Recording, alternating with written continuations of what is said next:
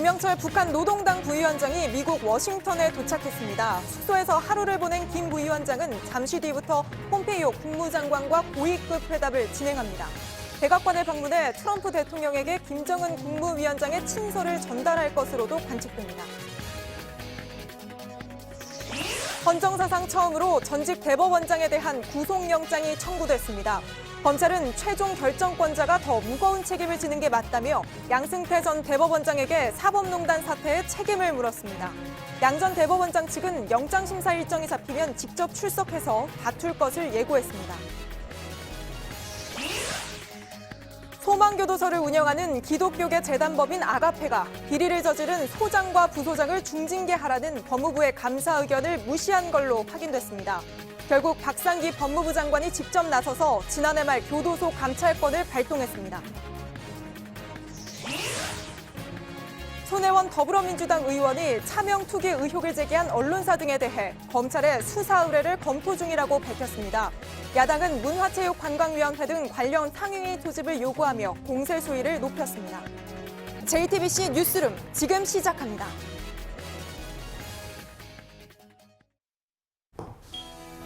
공기청정기가 도로 위로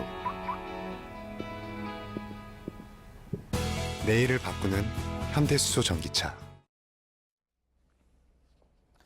미국과 북한 정상의 두 번째 만남을 확정지을 김영철 노동당 부위원장의 미국 행보가 본격적으로 시작됐습니다.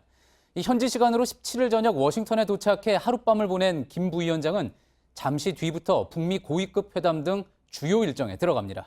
스티븐 비건 미 국무부 대북정책 특별대표가 공항에 나와 맞았고 시내 호텔로 들어가기까지 의전에도 각별하게 신경을 썼습니다. 우리 시간으로 이르면 내일 오전 북미 2차 정상회담 날짜와 장소가 공개될 가능성이 커 보입니다. 먼저 김 부위원장 미국 도착부터 밀착 취재를 해온 워싱턴 특파원을 연결해 보겠습니다. 자, 김영기 특파원, 김 부위원장이 현재 있는 곳이 워싱턴 DC 중심가의 호텔이죠? 네, 백악관에서 차량으로 약 7, 8분 거리로는 1.6km가 떨어진 듀퐁서클 호텔이라는 곳입니다. 8층 건물의 4성급 호텔입니다. 당초 예상됐던 몇몇 호텔보다는 다소 급이 떨어지는 곳이라 의외로 여겨지고 있습니다. 예, 김 부위원장이 지금 묵고 있는 8층까지 JTBC 취재진이 올라갔다고 들었습니다. 네, 호텔은 그다지 보안은 철저하지 않지만 김 부위원장이 묵고 있는 8층은 사정이 달랐습니다. JTBC 취재진이 일방층의 방을 잡고 접근해보니 8층 복도 오른쪽 절반을 경호원들이 차단하고 있었습니다. 잠시 현장 상황을 보시겠습니다. And you're all on the sixth floor? Yeah. Yes? Okay. Don't come back up here. Okay. Would you kick out of the hotel? Go. 예, 경비가 상당히 삼엄한 모습이군요. 자, 이제 잠시 뒤에 고위급 회담이 있을 거라고 했습니다. 그렇다면 예정대로라면 폼페이오 국무장관을 만나게 되겠군요. 네, 앞으로 3시간 있다가 숙소인 듀퐁서클 호텔 혹은 국무부에서 폼페이오 장관과 회담을 할 예정입니다. 국무부로 가기 위해서는 호텔을 나와 남쪽으로 약 2.5km, 차량으로는 10분가량 이동하게 됩니다. 이 회담에서 2차 정상회담의 장소와 시기, 그리고 회담과 관련한 구체적인 조율이 최종적으로 이뤄질 전망입니다. 예, 그렇게 해서 폼페이오 장관을 만난 후에는 어떻습니까? 트럼프 대통령도 만나게 되겠죠? 예, 현재로선 그럴 가능성이 매우 높습니다. 김 부위원장의 이번 방문은 트럼프 대통령에게 김정은 국무위원장의 친서를 전달하려는 목적이 가장 크기 때문입니다. 다만 폼페이오 장관과 트럼프 대통령을 만나는 순서가 바뀔 가능성도 있습니다. 백악관에 동행할 것으로 보이는 최강일 외무성 북미국장은 어젯밤 호텔 엘리베이터 앞에서 JTBC 취재진과 마주쳤는데요. 회담 전망, 친서 여부 등에 대한 질문에 묵묵부답했습니다. 예, 김영기 특파원 이야기대로 김정은 위원장의 친서를 가지고 왔다면 벌써 7번째 친서입니다. 자, 내용은 어떨까요? 이전과 어떤 부분이 다르겠습니까?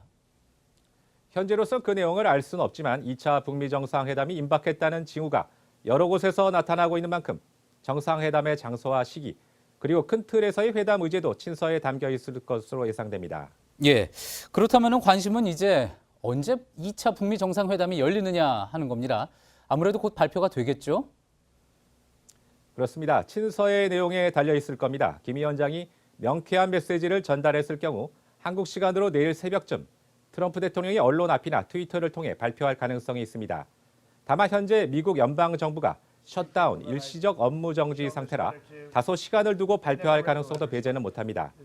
한편 개최지로는 그동안 거론되던 베트남 하노이, 다낭 외에 최대 경제도시인 호치민이 새롭게 부상하고 있는 것으로 전해졌습니다. 예, 미국 연방정부의 셧다운이 이런 부분에도 영향을 미칠 수 있게 된 상황이군요. 잘 들었습니다. 워싱턴에서 김영기 특파원이었습니다. 김영철 부위원장 일행이 워싱턴에 도착하면서부터 세계 각국의 취재진이 따라붙었습니다. 이를 따돌리기 위해 공항 특별 통로를 이용하고 또 호텔 정문을 피해서 들어가기도 했습니다. 이때마다 숨바꼭질 같은 추격전이 이어졌습니다. 백종훈 기자입니다. 덜레스 국제공항의 VIP 전용 주차장입니다. 미국 경호팀에 둘러싸인 김영철 부위원장이 걸어갑니다. VIP 통로로 이동해 입국 수속까지 마친 겁니다. 스티븐 비건 국무부 대북정책 특별대표도 보입니다. 김 부위원장 일행이 탄 것으로 추정되는 검은색 SUV 차량들이 빠르게 공항을 빠져나갑니다. 비행기 도착 1시간쯤 뒤입니다. 지난해 5월 뉴욕 존 F 케네디 공항에서처럼 대형 SUV 차량이 움직였습니다. 김 부위원장을 놓친 언론 매체들은 호텔 수소문에 나섰습니다. 백악관 근처의 듀폰 서클 호텔에 취재진 수십 명이 진을 쳤습니다.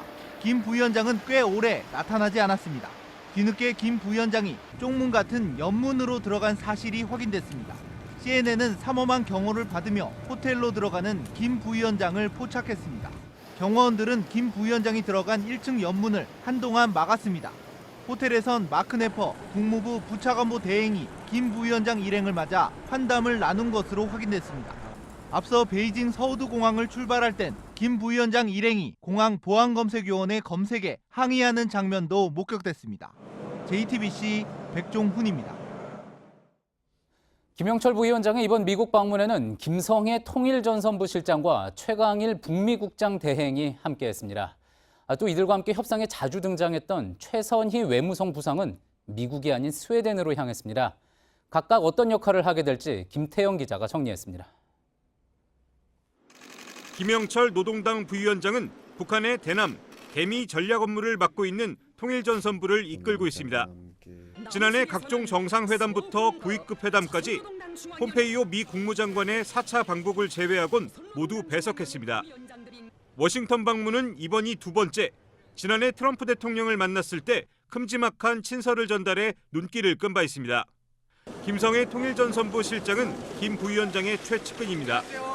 김 부위원장이 지난해 미국을 방문했을 때 동행했고 폼페이오 장관과의 협상 때도 함께했습니다.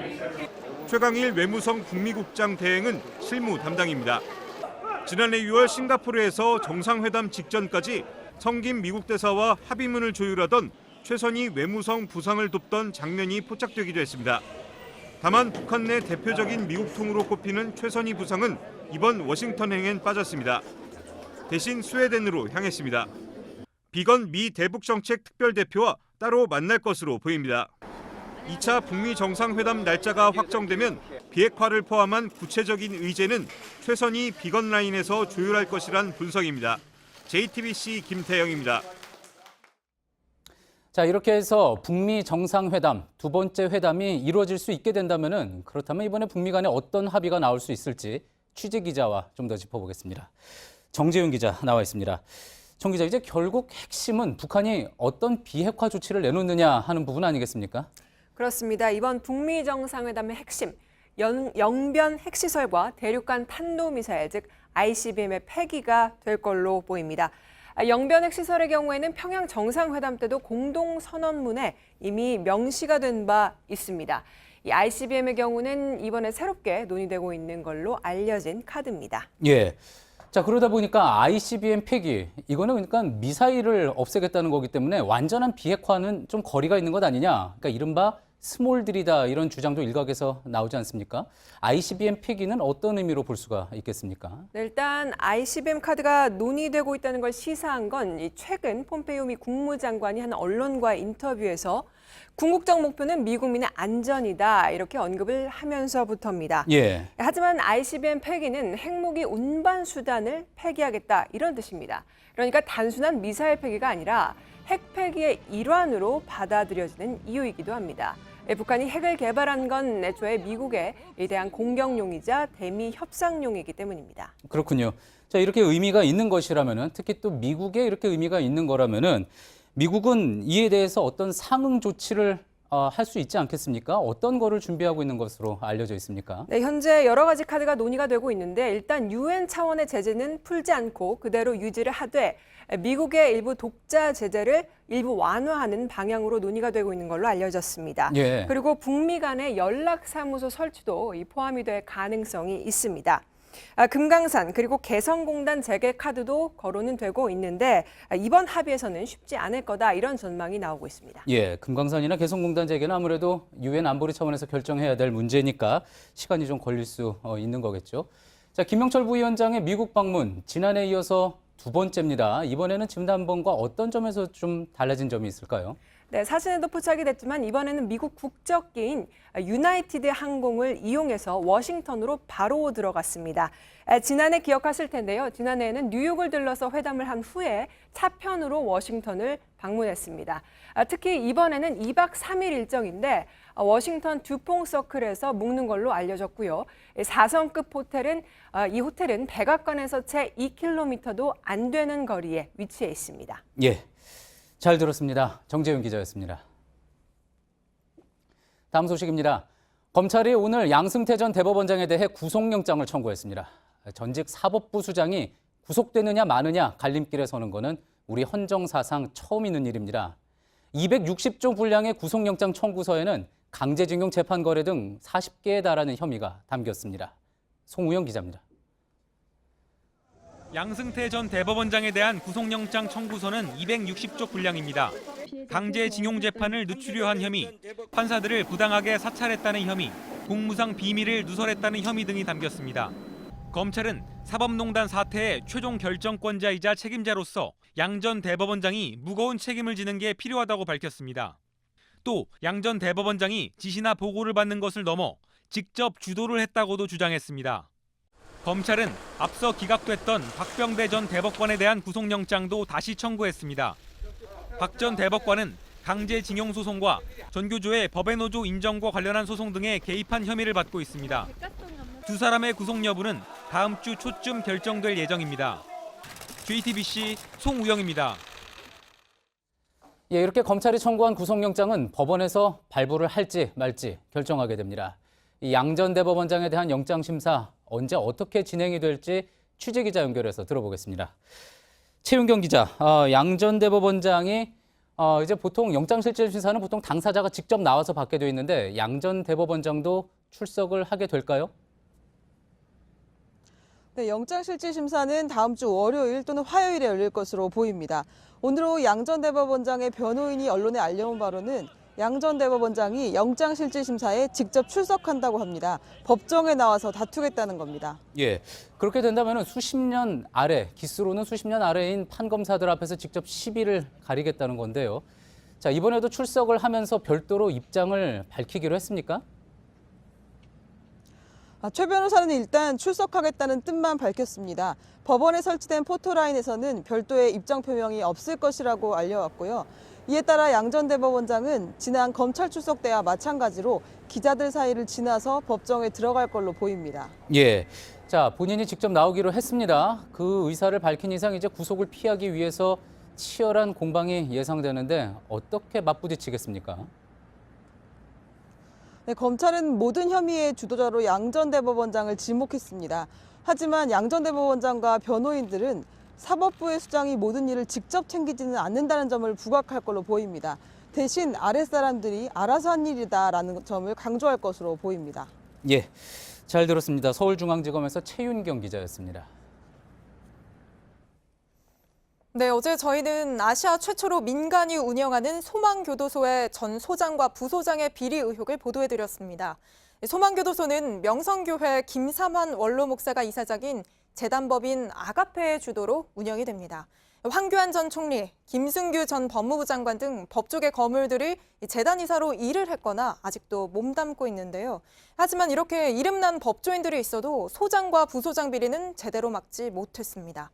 특히 재단은 비리 관계자들을 중징계하라는 법무부의 감사 의견까지 무시한 걸로 드러났습니다. 급기야 박상기 장관이 직접 감찰권을 동원했는데요. 먼저 여성국 기자가 자세히 전해드립니다. 법무부는 지난해 4월 소망교도소에 대한 정기감사에 나섰습니다. 이 과정에서 소장과 부소장의 부적절한 행태를 발견했습니다. 교도소를 운영하는 아가페 재단에 이들을 중징계하라고 했습니다. 하지만 재단은 법무부의 중징계 의견보다 가벼운 징계로 이들에 대한 논란을 수습했습니다. 재단은 중징계 의견을 받아들이지 않은 이유를 제대로 설명하지 않았습니다. 재단이 뭉갰다고요? 예. 그게 참 보수적인 일입니다. 그리고 저는 전혀 알지 못해요. 결국 법무부가 재단의 미흡한 조치에 대해 박상기 법무부 장관에게 다시 보고했습니다. 문제가 심각하다고 본 박 장관은 특별감찰을 지시했습니다. 법무부는 검사들까지 보내 조사를 했고 더 많은 비리가 드러났습니다. 그 결과 소장과 부소장이 해임됐고 법무부는 2달 전 이들을 횡령과 배임 등 혐의로 검찰에 고발해 수사까지 진행되고 있습니다. JTBC 여성국입니다. 그동안 소망교도소는 이곳을 거친 재소자들은 다시는 나쁜 짓을 하지 않는다고 홍보를 해왔습니다. 구경 교도소에 비해서 재범률이 낮다는 건데요. 하지만 애초에 재범 가능성이 낮은 모범수들만 받은 것 아니냐는 지적이 나옵니다. 이어서 김선미 기자입니다. 사회가 재범하지 않도록 하기 위해서는 사회가 그들에게 상관심을 가지고 있다. 교육이 필요하다고 생각합니다. 소망교도소는 출소한 이들의 재범률이 낮다고 강조해왔습니다. 성공적인 교화 사례라고 스스로 홍보를 한 겁니다. 그런데 수용자를 선발하는 기준이 특이합니다. 먼저 처음이나 2번째로 범죄를 저지른 이들 중에서 7년 이하의 형을 받아 남은 기간이 1년 이상인 사람만 소망교도소 입소를 지원할 수 있습니다. 마약이나 조직폭력 사범 등은 지원할 수도 없습니다. 여기서 아가페 재단이 면담을 해서 정원의 1.5배로 압축합니다. 이후 법무부가 이들 후보자 중에서 최종 선발을 합니다. 모범수가 뽑힐 수밖에 없는 구조인 겁니다. 모범수만 뽑아다가 사회 내부에서 좀 이상하다. 그거 자랑할 때도요. 우리 목사님들은 다 싫어했어요. 보여주기식 교도소가 돼서는 안 된다. JTBC 김선미입니다. 네, 법무부가 결국 칼을 빼댈 수밖에 없었던 이 소망교도소 문제. 재속 취재해온 이가혁 기자와 함께 좀 더 짚어보겠습니다. 자, 이 기자. 네. 민간 교도소는 이 민간이 운영하니까 재단이 돈을 내서 나라 돈이 좀 덜 들어가는 게 기대 효과 중 하나였던 것 같은데 취재 결과 그러지 못했다고요? 네, 저희 취재팀은 국회 예산정책처와 또 논문 수십 건을 분석을 했습니다. 네. 예산정책처 자료와 논문을 분석을 했는데요. 분석 과정에서 여러 관계자들을 통해서 지난해 법무부 감찰이 이뤄지기 직전 3년 동안 이 아가페 재단이 실제로 교도소 운영에 얼마를 넣었는지, 얼마를 냈는지를 추정을 해봤습니다. 재단이 낸 돈은 2015년에 800여만 원, 네. 2016년에 900여만 원, 2017년에 400여만 원 뿐이었습니다. 이에 비해서 정부가 소망교도소 운영에 쓰라고 내려준 돈은 2017년 한 해에만 86억 원이 넘습니다. 네, 그럼 이 재단 이사 중에 사실 유력 인사들도 굉장히 많습니다. 그런데 왜 이렇게 관리가 잘 안 되는 거죠? 네, 먼저 소망교도소 내부 사정을 잘 아는 전직 관계자의 말을 한번 들어보시겠습니다. 부소장도 정년이 넘은 상태에서도 계속 자기들끼리 그게 목사가 보호를 해서 그런지 보호를 해서 그런지 이 보호를 받고 자기들끼리 마음대로 했다 이 말이야.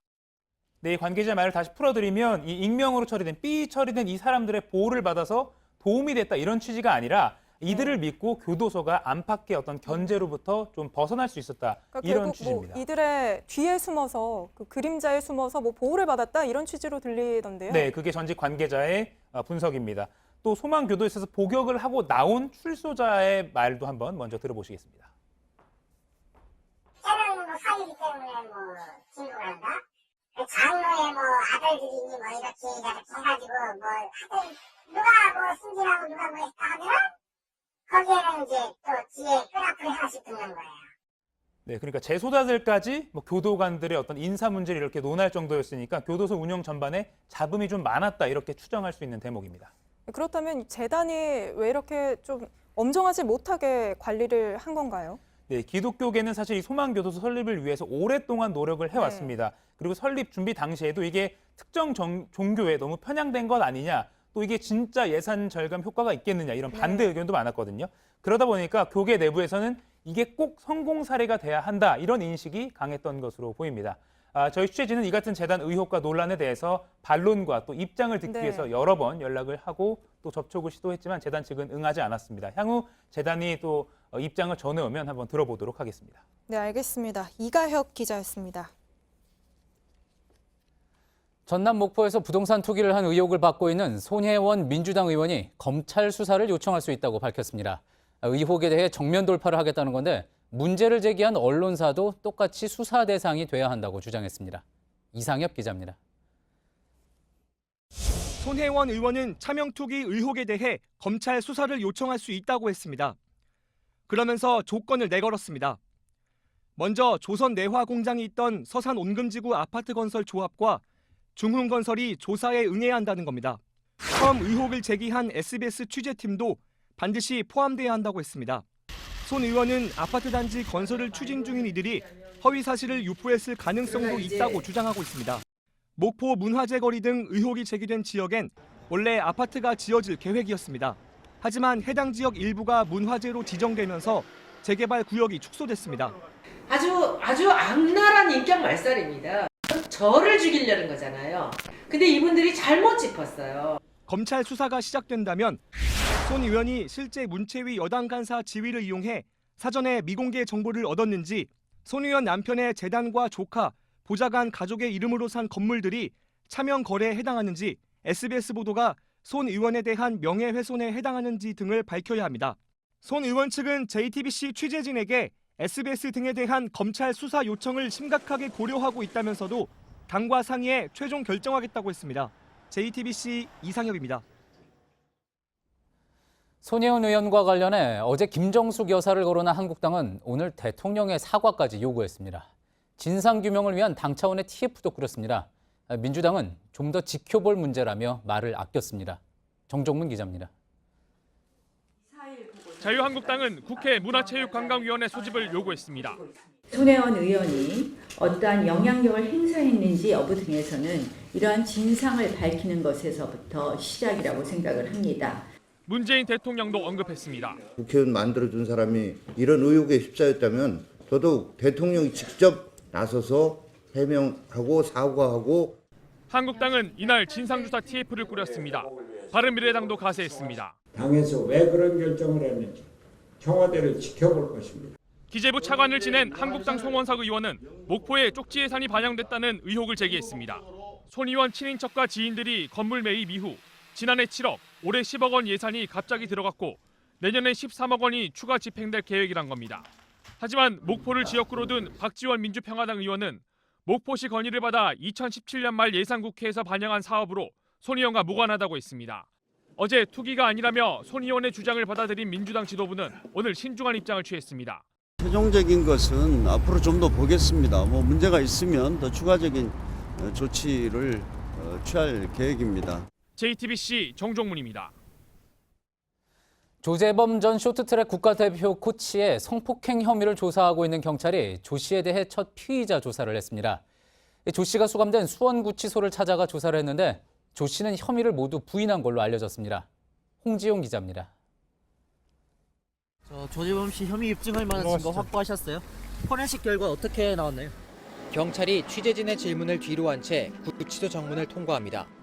경찰은 오후 1시부터 5시간 가까이 조 씨를 조사했습니다. 앞서 조 씨는 심석희 선수를 비롯해 쇼트트랙 선수 4명을 상습 폭행한 혐의로 1심에서 실형을 선고받아 수원구치소에 수감됐습니다. 오늘 조사실에서 이루어진 조사엔 조 씨의 변호인이 동석했습니다. 심 선수 측이 고소장에 적은 성폭행 관련 혐의는 10개가 넘습니다. 경찰은 디지털 포렌식을 통해 조 씨와 심 선수가 주고받은 문자 내용을 일부 복원했습니다. 수사관 2명이 이 내용을 토대로 혐의를 하나하나 추궁했습니다. 오늘 조사를 기록한 조서 분량은 A4 용지로 30장이 넘는다고 합니다. 조 씨는 부적절한 신체 접촉 자체가 없었다고 주장했습니다. 또 조 씨 측은 혐의를 해명하는 자료를 정리해 경찰에 제출하겠다고 밝혔습니다. 경찰은 다음 주쯤 조 씨를 추가로 조사할 계획입니다. JTBC 홍지용입니다. 언제부턴가 기온이 올라서 포근할 거란 예보가 달갑지 않게 느껴지죠. 바로 미세먼지 때문인데요. 이번 주말도 예외는 아닙니다. 날씨는 풀리겠지만 어김없이 초미세먼지 농도가 올라갑니다. 일요일 오후에야 찬바람이 불면서 공기가 깨끗해지겠습니다. 윤영탁 기자입니다. 오후 들면서 서울 하늘엔 다시 뿌연띠가 드리워졌습니다. 지난 이틀간 꽤 강한 찬바람에 먼지도 쓸려나갔습니다. 하지만 바람이 잦아들자 초미세먼지가 다시 쌓이기 시작한 겁니다. 강원과 남해안 일부 지역을 제외하곤 전국의 초미세먼지 농도가 나쁨 수준을 보이고 있습니다. 문제는 오늘 밤부터입니다. 그동안 중간 정도의 오염 수준이던 중국의 대기질이 다시 심각한 오염 상태가 됐기 때문입니다. 중국의 대기질을 표시한 지도엔 대륙 전체가 붉은색, 곳곳엔 검붉은색이 칠해졌습니다. 오늘 오전까지는 서해상의 바람에 막혀 있었습니다. 그런데 오후부터 점차 우리나라로 확대되더니 내일 새벽부턴 북한 전체와 중부지방까지 시뻘건 오염띠가 연결됩니다. 이 스모그가 유입되면서 내일 전국 대부분 지역의 초미세먼지 농도는 나쁨 수준을 보일 전망입니다. 다행히 일요일 오후부터 다시 찬바람이 불어옵니다. 기온은 뚝 떨어져 쌀쌀하겠지만 초미세먼지가 물러나면서 전국이 보통 수준을 회복할 전망입니다. JTBC 윤영탁입니다. 이렇게 미세먼지의 습격이 일상이 되다 보니 마스크 판매가 부쩍 늘었습니다. 그런데 효과를 인증받았다는 제품이더라도 꼼꼼히 살펴보셔야겠습니다. 생김새만 비슷한 인증서를 내놓고 미세먼지를 막을 수 있다고 허위 광고하는 제품들이 온라인에서 넘쳐나고 있기 때문입니다. 배양진 기자입니다. 식약처 인증을 받은 마스크를 판다는 온라인 사이트입니다. 미세먼지와 오염물질을 막아준다고 광고합니다. 이렇게 직접 제품을 사봤는데요. 미세먼지를 막아준다지만 필터가 없는 일반 마스크입니다. 이렇게 직접 써보니 볼과 코에 빈틈이 생깁니다. 제품 시험 성적서를 요구해봤습니다. 수술용 마스크라고 적혀 있습니다.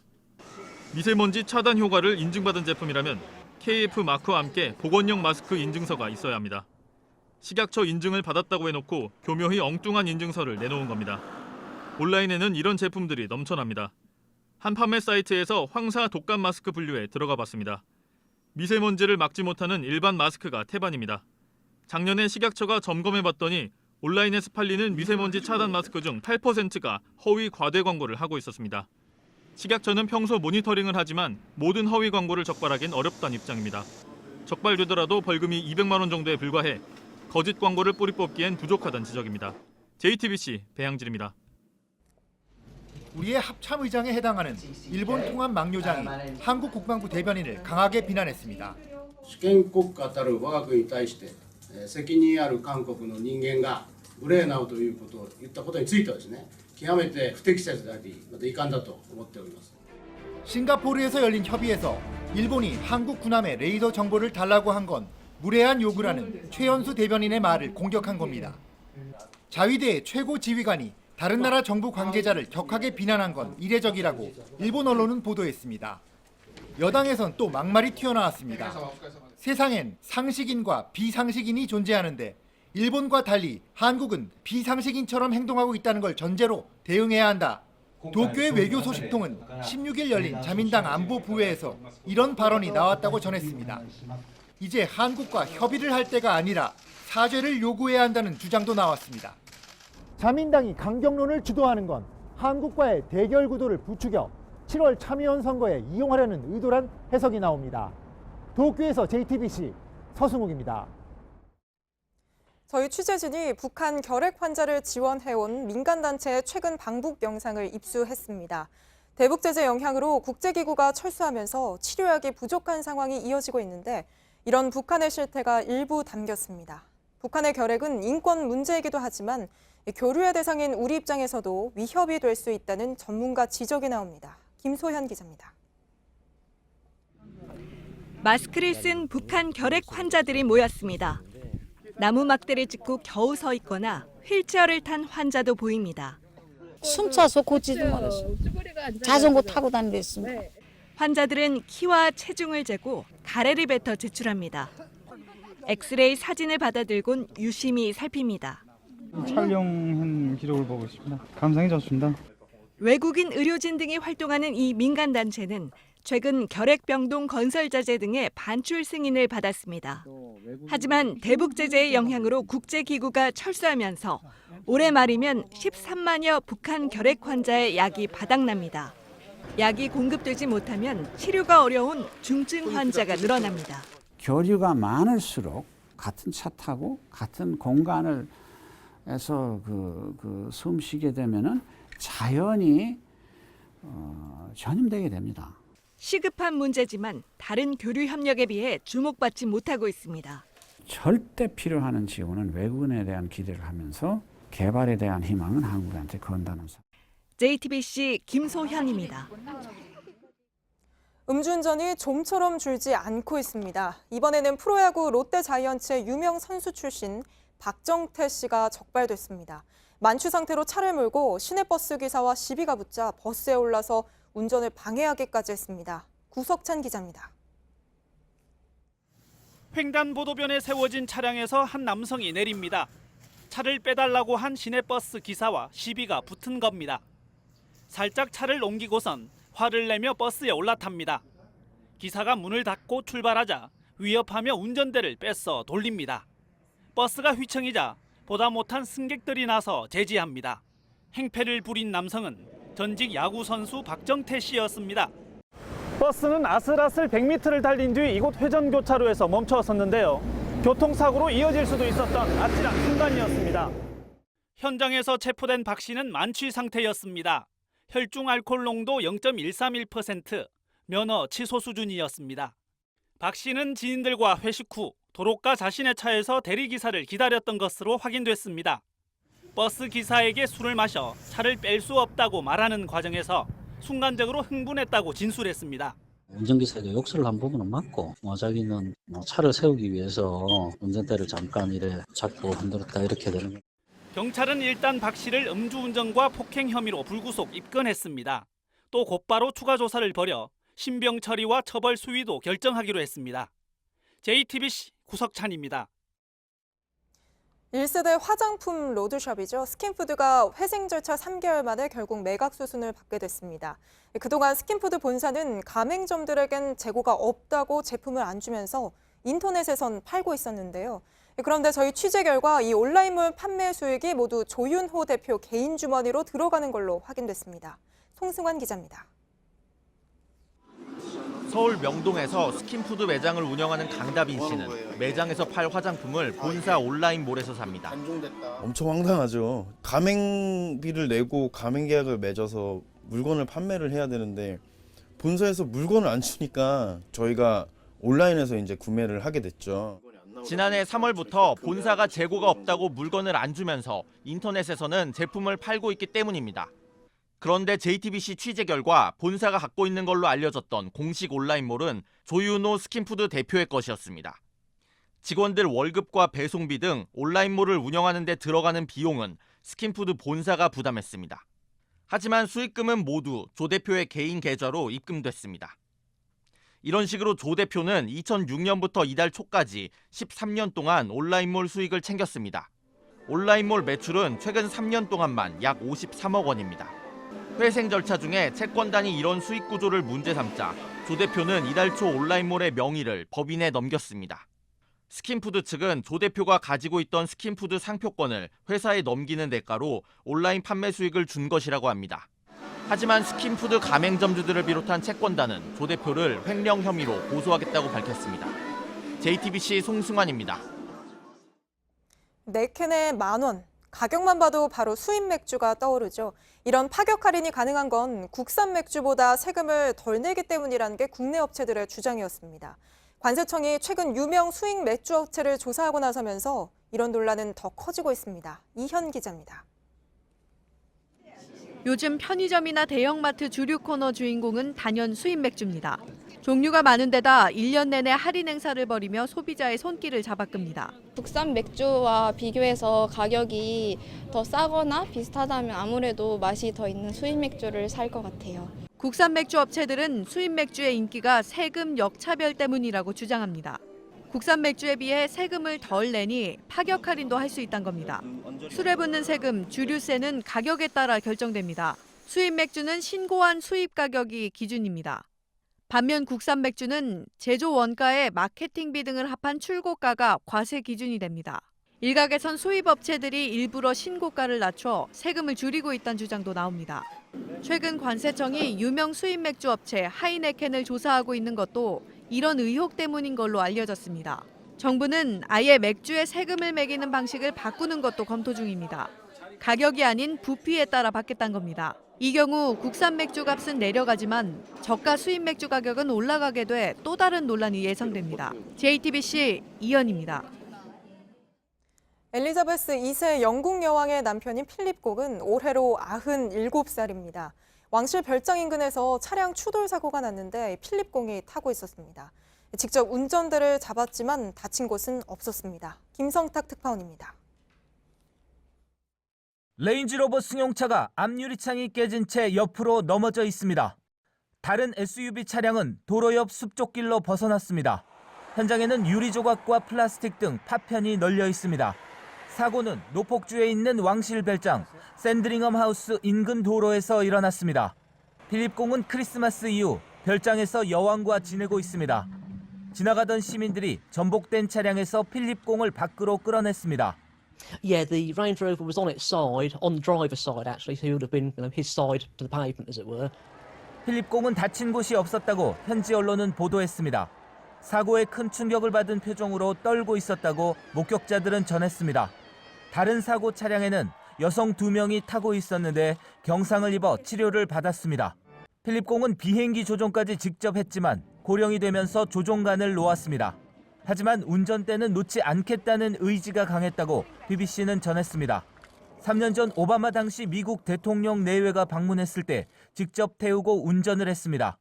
경찰이 사고 원인을 조사 중인데 필립공이 더 이상 운전을 하지 못하게 될 수 있다고 영국 언론은 예상했습니다. 런던에서 JTBC 김성탁입니다. 카카오가 카풀 시범 서비스를 중단하겠다고 발표한 지 사흘 만에 택시업계가 카풀 해결을 위한 사회적 대타협 기구에 참여하기로 했습니다. 택시 4개 단체 비상대책위원회는 사회적 갈등을 방치할 수 없다는 대승적 결단에 따라 참여하기로 했다면서 이 결정과 관계없이 불법 카풀이 폐지될 때까지 투쟁은 계속될 것이라고 밝혔습니다. 한국 체대가 쇼트트랙 조재범 전 코치를 비롯해서 김상계 비리에 몸통으로 지목된 전명규 교수의 연구년 자격을 취소했습니다. 대한유도회는 전직 유도 선수 신유용 씨를 성폭행한 혐의를 받는 코치를 영구 제명하고 유도 당급을 삭제하는 징계를 뒤늦게 내렸습니다. 일제 전범 기업에 끌려가 혹독한 노동을 강요당한 피해자들이 배상을 받아야 한다는 우리 법원의 판결이 또 나왔습니다. 서울고등법원은 일본 군수회사 후지코시가 피해자 17명에게 1인당 8천만 원에서 1억 원씩 배상하라는 1심 판결을 유지했습니다. 법원은 1965년 한일 청구권 협정으로 손해배상 책임이 사라지는 건 아니라고 밝혔습니다. 국제수로기구 IHO가 일본 정부의 동해와 일본해 병기 문제를 한국과 빨리 협의하라고 밝혔다고 요미우리 신문이 보도했습니다. IHO는 지난 2017년 총회에서 동해와 일본해를 함께 표기하자는 한국 정부의 요구를 받아들여 일본에 협의를 요구한 바 있습니다. 그동안 소극적인 입장을 보이던 일본 정부가 IHO의 강한 압박에 협의에 응하는 쪽으로 입장을 정한 것으로 보인다고 이 매체는 전했습니다.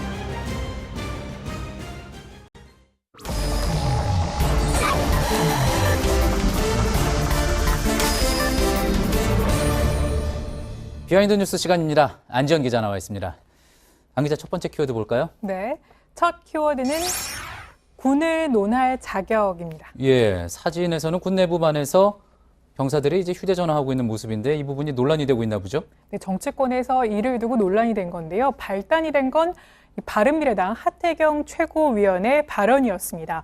자신의 페이스북에 글을 올린 건데요. 군 병사들의 휴대전화 사용을 비판하면서 이런 말을 했습니다. 대한민국 군대가 정신무장 해제 중입니다. 라고 하면서 당나라 군대가 됩니다. 이런 표현도 썼고요. 또 밑에 보시면 그 이유에 대해서도 설명했는데 군에서 금욕이 동반되는 상황이 돼야 되는데 그렇지 않으면 인내심을 기를 수 없다. 이런 취지로 이유를 언급한 겁니다.